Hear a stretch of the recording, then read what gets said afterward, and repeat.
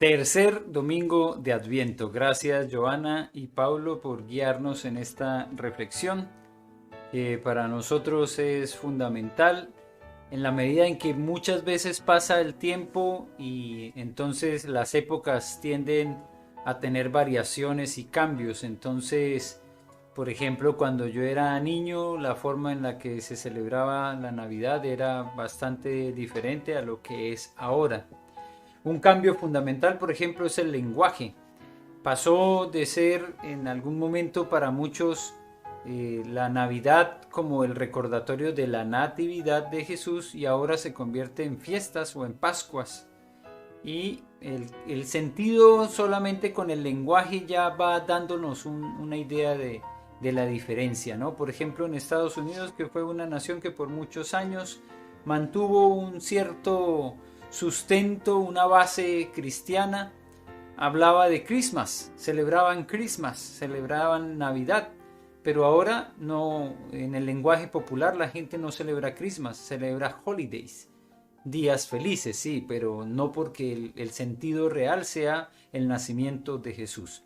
Así que qué bueno que nosotros también entendamos que el lenguaje tiene mucho significado y a veces nosotros vamos tomando algunas ideas del lenguaje que esquivan y evitan darle sentido a lo que realmente es importante. Por ejemplo, cuando a veces hablamos de la Semana Santa y empezamos a utilizar lenguaje como vacaciones de Semana Santa, entonces ya con imprimirle el sentido de las vacaciones estamos yéndonos por otro lado que no es la reflexión sobre lo que sucedió en esa semana de pasión, en la crucifixión de Jesús. Así que el lenguaje tiene mucho sentido, es muy importante, por eso lo utilizamos a diario y por eso debemos utilizarlo apropiadamente. Gracias a esta reflexión de los domingos de Adviento estamos pensando constantemente en lo que significó el nacimiento de Jesús. Y por eso, porque lo hemos hecho constantemente, es decir, no es solamente a través del Adviento, sino también de los mensajes que transmitimos. Vamos a seguir estudiando la palabra del Señor en el Evangelio según San Marcos, aunque no sea específicamente para hablar del nacimiento de Jesús. A veces esta época, claro, se utiliza para hacer ese recordatorio, pero lo hemos venido haciendo claramente a través de las imágenes, a través de la reflexión que se hace con los advientos, a través también de la visita de Jesús. Y por eso no vamos a cambiar el hilo conductor que traíamos con el Evangelio según San Marcos. Así como la semana pasada estábamos mirando ese evento específico cuando Jesús fue llevado en la noche, después de un tiempo de oración en el cual él invitó a sus amigos, a su círculo cercano, a sus discípulos a que lo acompañaran a orar porque sabía que la hora había llegado.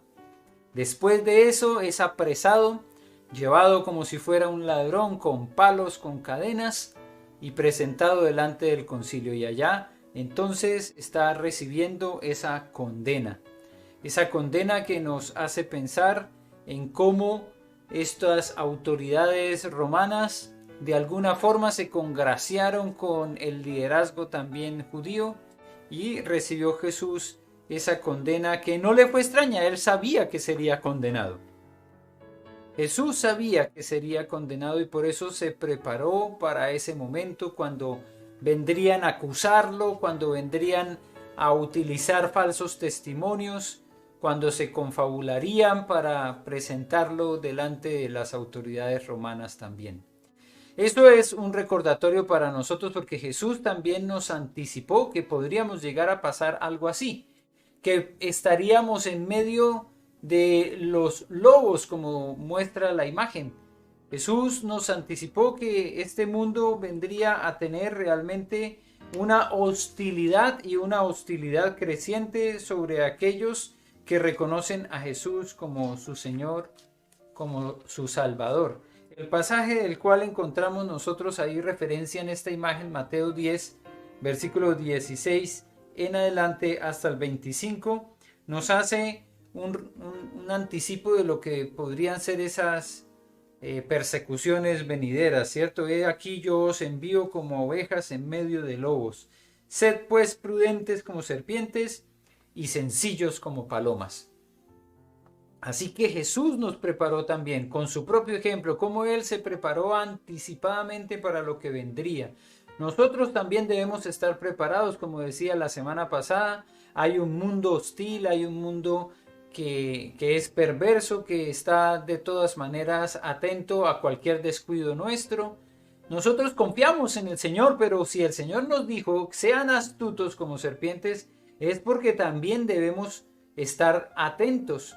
Algunos, como yo, que estamos faltos de sentido común, como que no nos damos cuenta muchas veces de en dónde está la trampa, en dónde está la letra chica, pero esa es una forma en la que hoy también nos quieren pasar por encima, nos quieren robar el saldo de nuestra cuenta, nos quieren quitar el dinero a través de una llamada de celular o un mensaje de texto o un email. Así que atentos, atentos, aprendiendo de la naturaleza, cómo las serpientes se mueven de tal manera que aunque no tengan patas, aunque no tengan brazos, ellas igual se alimentan, si no, no subsistirían, pero se alimentan porque saben que hay un mundo también que a ellas las está persiguiendo. También ellas son bocado para otros animales dentro de la cadena alimenticia. La paloma también debe estar atenta a lo que está sucediendo. Uno las ve a veces como en la calle que están recogiendo granitos y va pasando el auto y uno dice en qué momento se va a mover. Y como que uno disminuye la velocidad, pero no puede detenerse porque igual si se detiene, ella también se va a quedar ahí quieta. Ella es sencilla, ella es muy humilde, pero cuando viene el auto, ella vuela. Ella vuela porque está atenta también a lo que está pasando, pendientes, ¿cierto? No es una actividad de que uno las note que están ahí mirando todo el tiempo, pero están pendientes. Y eso debemos aprender nosotros también. Astutos y sencillos como la serpiente y la paloma, aprendiendo en medio de un mundo malo que cada vez es más malo. Estamos nosotros atentos a lo que está sucediendo en el mundo, no para angustiarnos, no para preocuparnos, sino también para comprender en qué momento histórico nos encontramos. Y hoy entonces, por ejemplo, como citaba yo la semana pasada, cuando vamos a un cajero automático y nos piden que estemos pendientes de que no hayan piezas que están sueltas, que se sobreponen, pues eso nos corresponde también a nosotros para evitar fraudes, para evitar robos. Hoy el tema entonces continúa con la misma historia que hace parte del texto compartido por el evangelista, por Marcos. Ya habíamos visto la semana pasada todo el proceso que llevó a Jesús a ser condenado y ahora vamos a mirar su muerte. Y repito, este es un evento que nosotros lo recordamos en nuestra Semana Mayor, la Semana Santa, pero no es un evento que debemos observarlo solamente ahí, sino que también debe ser motivo de reflexión el resto del año. Razón por la cual los domingos nosotros nos reunimos para celebrar la resurrección de Cristo. Y si Cristo resucitó, es porque murió. Y hoy entonces vamos a ver qué nos dice la Escritura con respecto al miedo a la muerte. Porque creo que es un tema de la contingencia, ¿cierto? Del momento. Las cifras que nos dicen los noticieros son espeluznantes. En Chile ya llevamos más de 15.000 muertes. En Colombia ya superando hace mucho tiempo ese número. Nos dicen que en Estados Unidos ya superior a 200.000 y que así cada país tiene un conteo de muertos que es espeluznante. Y entonces empieza uno a escuchar sobre todas esas noticias, sobre los familiares cercanos que están falleciendo, ya no lo que nosotros estábamos acostumbrados muchas veces por ya deterioro de la edad, ¿cierto? Cuando muere un abuelito de 87 años, como pasó con uno de mis abuelitos, uno dice, bueno, ya era el momento para él, su salud estaba muy disminuida, pero cuando fallece alguien joven, alguien de 25, 30, 40 años, apenas bordando los 50, uno siempre dice, estaba muy joven. Y nos hemos enterado, por ejemplo, por un amigo allá de Colombia que falleció hace una noche apenas un joven, muy joven de 41 años tal vez, que deja 4 hijos. Y esto asemella también en nuestra mente y en nuestro corazón y nos hace pensar. Y muchas veces esa pensadera nos lleva hasta a preocuparnos, a angustiarnos por lo que pueda pasarnos. ¿Qué tal si me contagio de este virus? ¿Qué tal si al salir a la calle me atropella un auto? ¿Qué tal si me acuesto en la noche y en la mañana ya no puedo respirar? Amanezco muerto. Y eso puede generar entonces un miedo a la muerte. Y sabemos que hay muchas personas que realmente tienen miedo a la muerte. Que el tema es vedado para ellos, que ni siquiera quieren hablar de ello. No quieren hablar de clínicas, no quieren hablar de funerarias, no quieren hablar de cementerios. Pero es una realidad y hoy nosotros debemos entonces asumirlo como parte de esa realidad que también le correspondió a Jesús. Porque Jesús, así como estamos recordando en esta época que Jesús nació, también Jesús murió. Y por eso les invito a abrir sus Biblias en San Marcos capítulo 15. Leeremos del versículo 21 al 41. San Marcos capítulo 15. Vamos a leer este pasaje bastante amplio, pero que nos recuerda todo el proceso que llevó a la muerte de Jesús. Dice la palabra del Señor en la Reina Valera. Y obligaron a uno que pasaba, Simón de Cirene, padre de Alejandro y de Rufo, que venía del campo, a que le llevase la cruz. Y le llevaron a un lugar llamado Gólgota, que traducido es lugar de la calavera. Y le dieron a beber vino mezclado con mirra, mas él no lo tomó. Cuando lo vieron crucificado, repartieron entre sí sus vestidos, echando suertes sobre ellos, para ver qué se llevaría cada uno. Era la hora tercera cuando le crucificaron, y el título escrito de su causa era El Rey de los Judíos. Crucificaron también con él a 2 ladrones, uno a su derecha y el otro a su izquierda, y se cumplió la escritura que dice, y fue contado con los inicuos. Y los que pasaban le injuriaban meneando la cabeza, y diciendo, ¡Bah! Tú que derribas el templo de Dios y en 3 días lo reedificas, sálvate a ti mismo y desciende de la cruz. De esa manera también los principales sacerdotes, escarneciendo, se decían unos a otros con los escribas, a otros salvó, a sí mismo no se puede salvar. El Cristo, Rey de Israel, descienda ahora de la cruz, para que veamos y creamos. También los que estaban crucificados con él le injuriaban. Cuando vino la hora sexta, hubo tinieblas sobre toda la tierra hasta la hora novena. Y a la hora novena Jesús clamó a gran voz, diciendo, Eloí, Eloí, lama sabactani, que traducido es, Dios mío, ¿por qué me has desamparado? Y algunos de los que estaban allí decían al oírlo, mirad, llama a Elías. Y corrió uno y empapando una esponja en vinagre y poniéndola en una caña le dio a beber, diciendo, dejad, veamos si viene Elías a bajarle. Mas Jesús, dando una gran voz, expiró. Entonces el velo del templo se rasgó en 2, de arriba abajo. Y el centurión que estaba frente a él, viendo que después de clamar había expirado así, dijo, verdaderamente este hombre era hijo de Dios.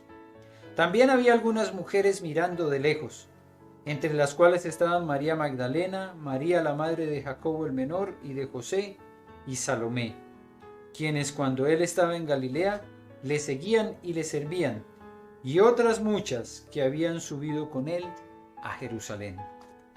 Oremos. Bendito Señor, te damos gracias por esta palabra.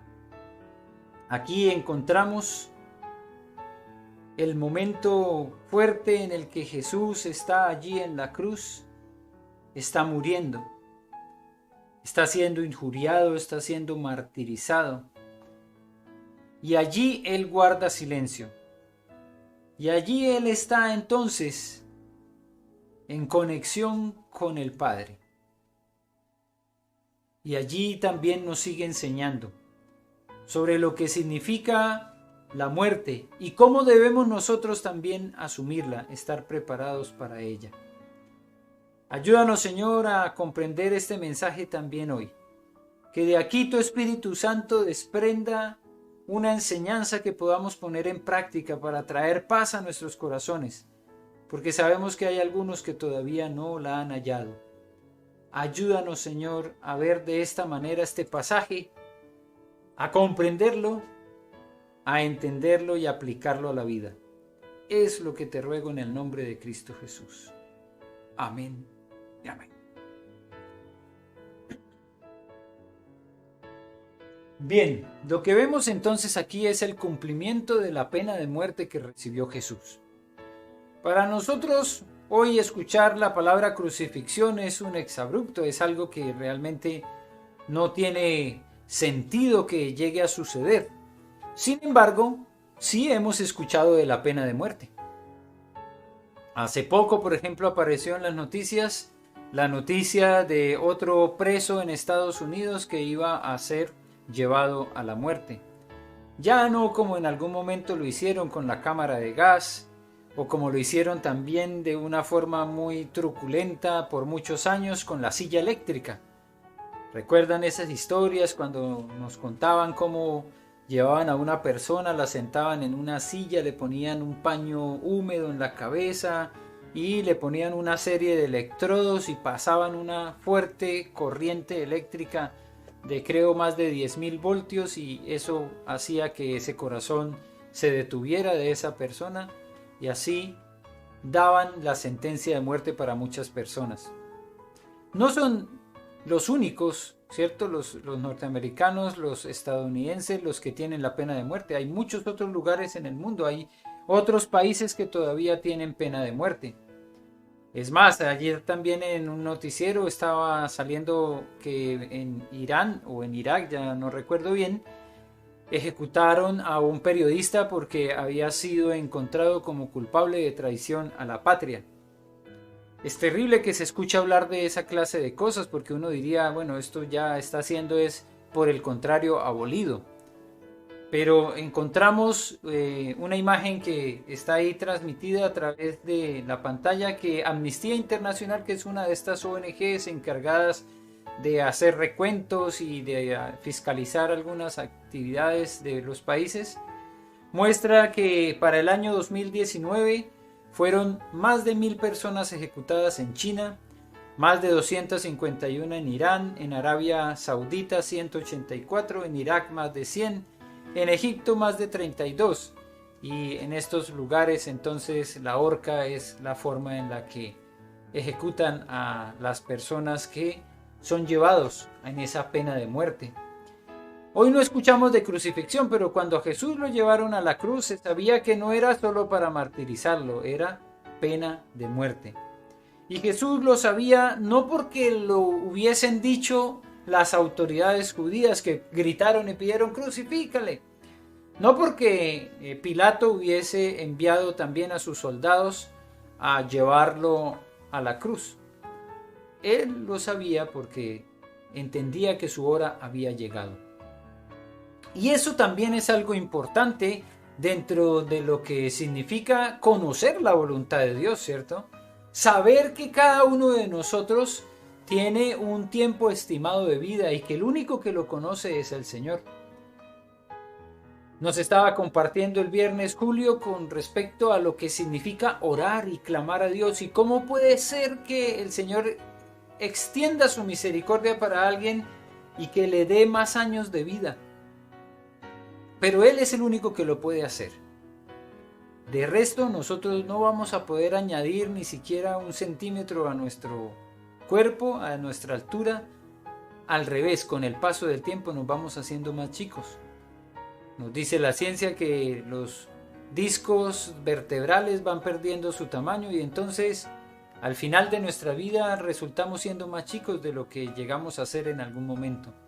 No podemos ni siquiera añadir estatura a nuestro cuerpo, mucho menos vamos a añadir años. Al revés, lo que sabemos es que hay quien sí los controla y quien es el que sabe cuándo vamos a morir. Y definitivamente lo que sabemos es que todos vamos a morir.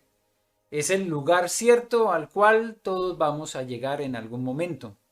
Por mucho que lo podamos extender y qué bueno que podamos tener resguardo sobre nuestra vida, no estoy diciendo entonces que porque Dios sabe cuándo nos vamos a morir, entonces vamos a destruir este cuerpo. No, porque el mensaje también es del Señor.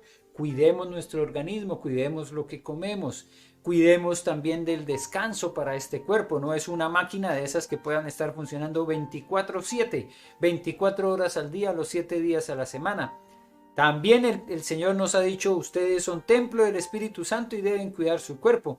Pero lo que no cambia es que aunque podamos postergarlo, aunque algunos por su estilo de vida más sano puedan vivir más años, pues en algún momento va a terminar. Nuestra existencia va a terminar. Se han hecho muchas películas con respecto a los deseos que hay en el corazón de algunas personas de querer vivir más, de vivir eternamente. En una de las películas de Indiana Jones, entonces se estaba buscando era el Santo Grial, porque a través de ese Santo Grial y la fuente de la eterna juventud se tomaría un agua que te daría la vida eterna. Lo que transmitía también esa película era la realidad de la banalidad de la vida. ¿Para qué vivir tantos años si lo que tendrían que ver muchas veces sería la maldad creciente de esta humanidad? Así que no todo lo que transmite Hollywood es malo, porque ahí hay una reflexión interesante con respecto a esa búsqueda de la eterna juventud.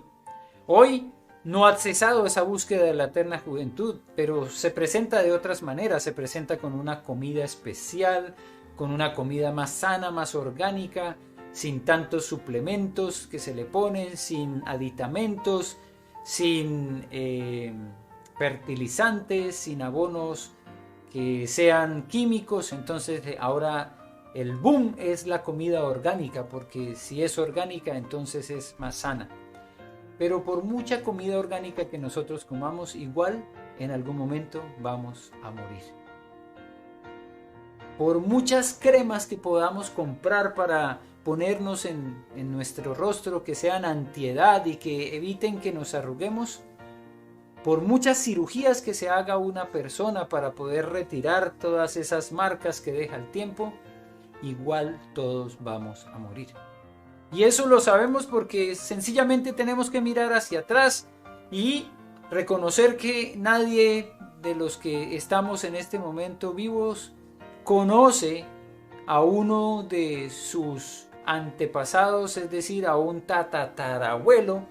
Muchos tienen la ventaja y la bendición de poder conocer a su bisabuelo o bisabuela, pero después del bisabuelo creo que se llama tatarabuelo, y yo creo que es mucho más difícil y cada vez es más complejo que alguien conozca a su tatarabuelo.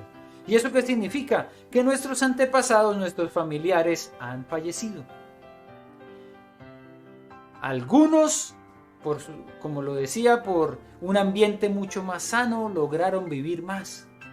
Y hoy dice la ciencia que estamos viviendo mucho más porque tenemos más resguardos, tenemos más vitaminas, tenemos más antibióticos que nos puedan proteger del influjo de algunos virus y bacterias. Hoy tenemos más vacunas. En la antigüedad muchos de nuestros abuelos tuvieron 10 o 12 hermanos y las familias tenían muchos hijos porque muchos no llegaban ni siquiera a la mayoría de edad. Cuando eran chiquititos les daba una rubeola, les daba un sarampión y con eso fallecían, pero ahora las vacunas han permitido que mucha más gente pueda superar esas enfermedades.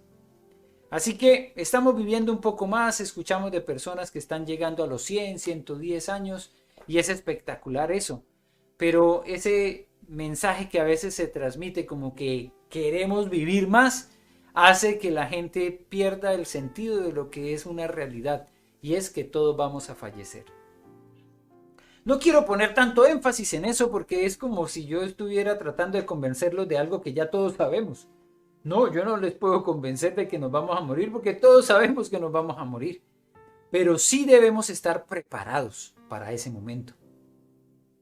Y sí es importante que nosotros nos anticipemos para ese momento en el que claramente vamos a tener que presentarnos delante de Dios, porque todos vamos a morir. Está establecido para todos los hombres, que podamos nacer y luego también que tengamos que morir. ¿Cómo nos vamos a presentar entonces delante del Señor? ¿Qué va a pasar en ese momento en el que de pronto tengamos la oportunidad de ser preparados para la muerte? Porque nos dicen, tienes una enfermedad catastrófica, una enfermedad terminal. Prepárate porque te queda tanto tiempo de vida. Ahí hay un llamado fuerte, ¿cierto? En ese momento cuando alguien recibe esta noticia. Pero también tenemos que reconocer que hay algunos que nunca les dieron esa noticia, sino que iban caminando por la calle y de un momento a otro le cayó algo en la cabeza. Uno dice, esto es una locura, eso no pasa, pero pasa harto. También hay muchas personas que solo entran al baño a ducharse, se quieren bañar y dicen, esto es lo que yo hago todos los días, pero también ahí algunos caen y se rompen el cuello y fallecen. Hay muchas muertes que no están anticipadas y que nadie nos dice, oye, hoy te vas a morir.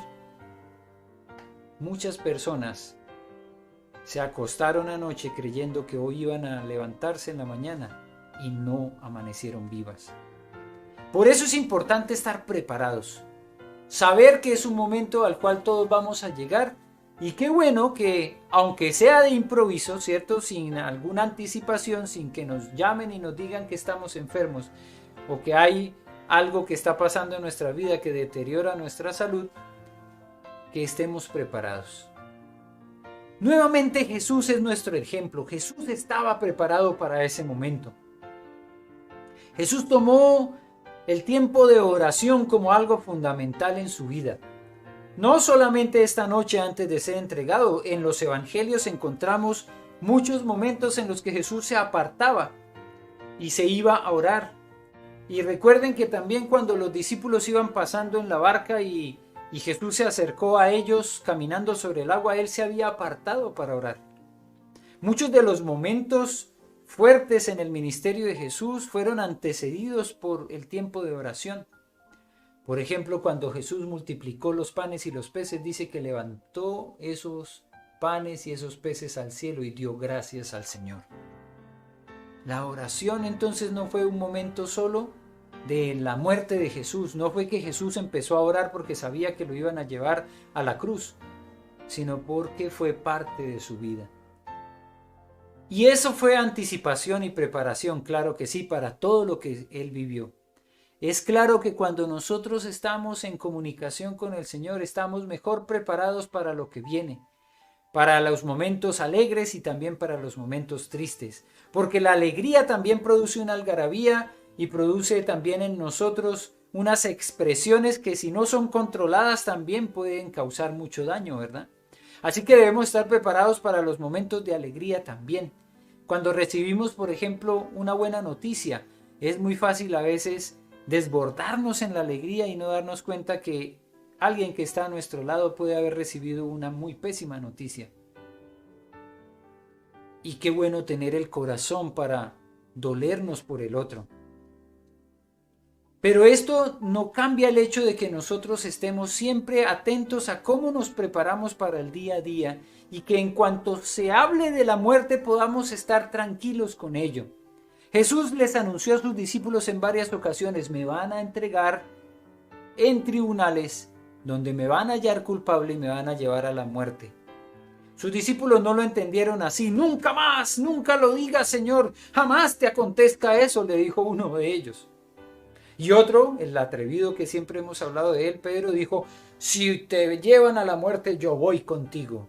Y patitas, ¿para qué te tengo? Salió corriendo apenas le estaban diciendo que a Jesús lo estaban condenando. No es fácil estar enfrentando la muerte, ¿cierto? Pedro lo sintió claramente. Estaba siendo Jesús enjuiciado y a él le dijeron, tú eres de los de él, tú hablas como él, tú eres de sus discípulos. Y Pedro dijo, yo voy a enfrentar la muerte. Jesús estaba preparado, pero yo creo que él no.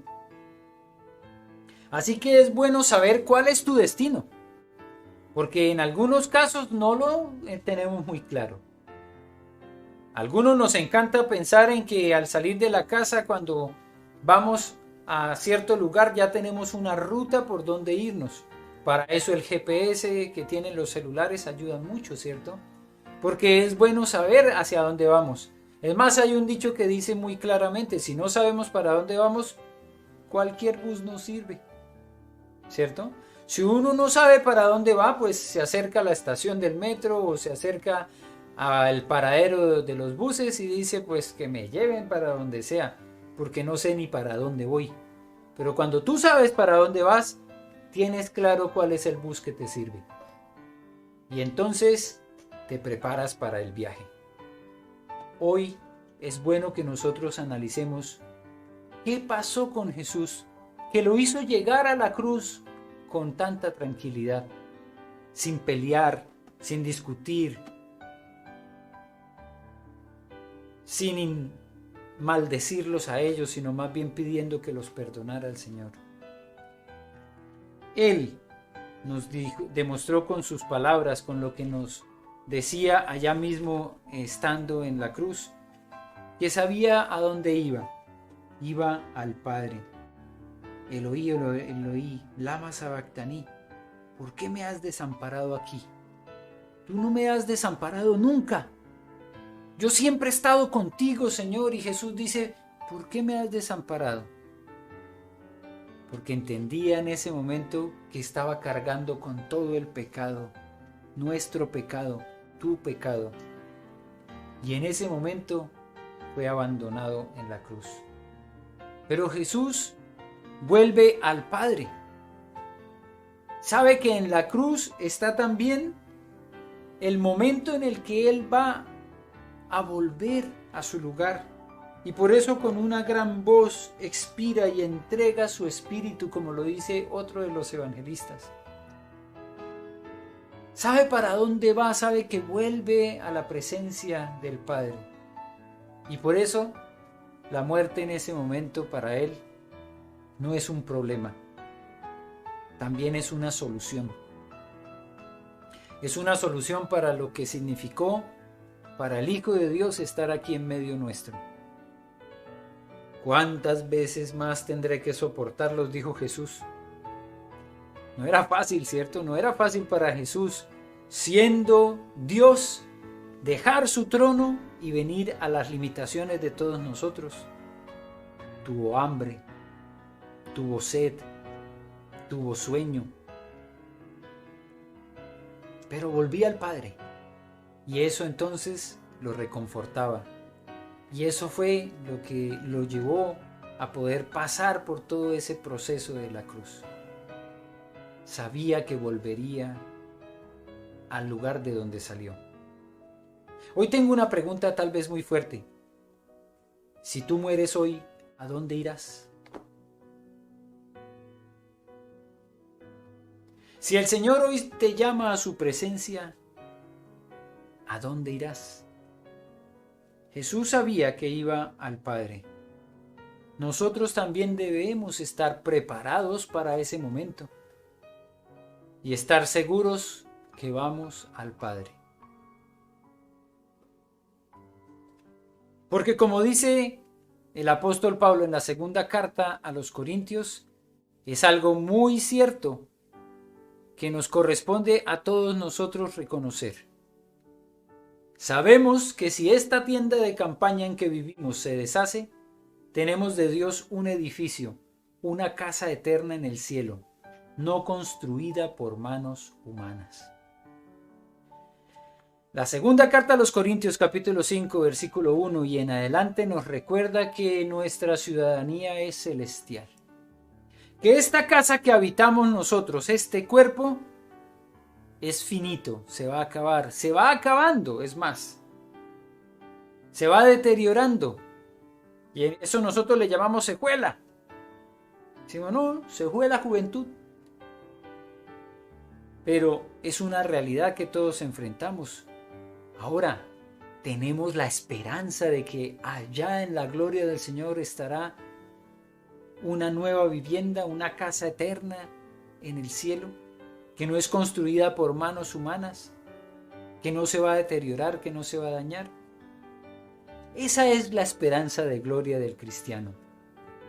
Y eso es lo que cada uno de nosotros debe tener por cierto y por seguro, que sin importar cuántos años de vida tengamos aquí sobre la tierra, podamos estar en la presencia del Señor eternamente y para siempre. ¿Y eso para quiénes es? Juan capítulo 1 versículo 12, mas a todos los que lo recibieron, a los que creen en su nombre, les dio el derecho de ser llamados hijos de Dios. Si tú no has todavía reconocido a Jesús como tu Señor y como tu Salvador, este es un momento para hacerlo. Es un llamado que estamos haciendo porque la muerte ha sido una realidad muy cercana a nosotros. Esta semana falleció la mamá de Rosita y quiero aprovechar el momento para enviar nuestro abrazo fraternal. Rosa Chacón, su hermano, que están aquí en Chile, pero mucha familia está allá en Venezuela. Y a la distancia también muchas veces se hace más difícil el fallecimiento de uno de nuestros seres queridos. Les extrañamos, claro que sí, les vamos a extrañar, pero queda un consuelo y es que ellos, los que mueren, van al descanso. Pero ahora nosotros debemos pensar claramente, ¿y los que quedamos vivos qué? Es un momento para aprovechar, como lo hacemos cuando fallece alguien, para orar por esas personas, para orar por los seres queridos, para orar por los dolientes, porque ellos son los que quedan con el dolor. El que falleció está descansando. Ellos son los que quedan con la pena, con el duelo. Acompañamos en oración entonces a la familia, no solamente a la familia de Rosita, sino de todos los que han perdido un ser querido. Y aprovechamos este instante para recordarles a todos los que no han entregado su vida al Señor, a que reconozcan a Jesús como su Señor y como su Salvador, porque es lo que va a marcar la diferencia en la muerte, si voy a morir con esperanza de gloria o con angustia de juicio. Así que oremos, y quiero guiar en esta oración a aquellos que no han reconocido a Jesús como su Señor y Salvador. Quiero pedir que repitan conmigo aquellos que todavía tienen esa preocupación y esa angustia. ¿Qué pasaría si se mueren hoy? Que digan: Padre, aquí estoy, me presento delante de ti y te doy gracias por enviar a Jesús para morir por mí. Él es mi Salvador. Lo reconozco como mi Salvador. Lo reconozco como hijo de Dios. Y te doy gracias porque Él murió por mí, para perdonarme de mi pecado. Me arrepiento y me entrego a ti, en el nombre de Jesús. Amén. Padre, yo oro por estas personas que hicieron esta oración, por aquellos que hoy han entregado su vida a ti, y por todos los que también ya lo hicieron en algún momento de sus vidas, que hoy están nuevamente afirmando su compromiso con Cristo y que hoy están reflexionando también sobre la paz que hay en sus corazones si hoy mismo mueren. La paz que hay en nosotros de saber que tú nos tomarás y tú nos acogerás y que tendremos una morada celestial contigo. Oro, Señor, por aquellas personas que no tienen esa paz y esa tranquilidad, y por aquellos que están dolidos porque falleció algún ser querido, porque están en duelo, porque están tristes, para que tu Espíritu Santo los consuele. Acompañamos en oración a toda la familia de Rosa.